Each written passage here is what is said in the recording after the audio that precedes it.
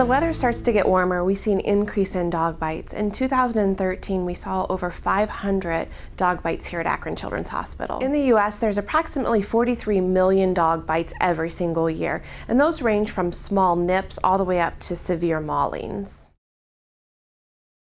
Children most at risk for dog bites are between the ages of 4 and 13, though we see the most significant dog bites between the ages of 5 and 9. Those are kids who haven't quite learned the boundaries of what's a nice dog and what's an unfriendly dog.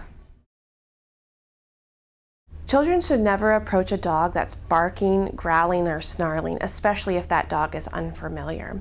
If an unknown dog is approaching you, it's important to stand still and not move. If you are familiar with the dog's owner and the dog, it's still important to allow that dog a moment to get to know you. Extend a closed hand out to the dog to allow them to sniff and become friendly before petting the dog. It's also important never to pet the top of the dog's head first. Start with its back. Ask the owner if it's okay to pet its head or ears or tail. Children always need to be supervised by an adult or a caregiver, as well as our dogs need to be supervised as well. Most cities have leash laws, however, sometimes dogs get off leashes and we need to be aware of that.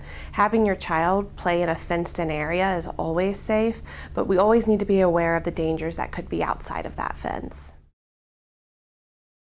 If a dog does attack a child, we recommend that the child get on the ground, roll into a ball, pulling their knees up to their chest, and taking their hands and covering their neck and ears. Those are areas that we see significant injuries, and it's important to protect. Also, the child should avoid screaming and running. That's something that we find that actually gets the dogs to be more aggressive towards the child. If the dog has bitten a child, it's very important to call 911 if it's a serious injury. Apply pressure to the wounds if there's bleeding to stop or control the bleeding. Or if it's not as severe, a trip to the emergency room or the physician is always important, especially when it comes to dog bites to prevent infection. All dog bites should be reported to your local health district as well.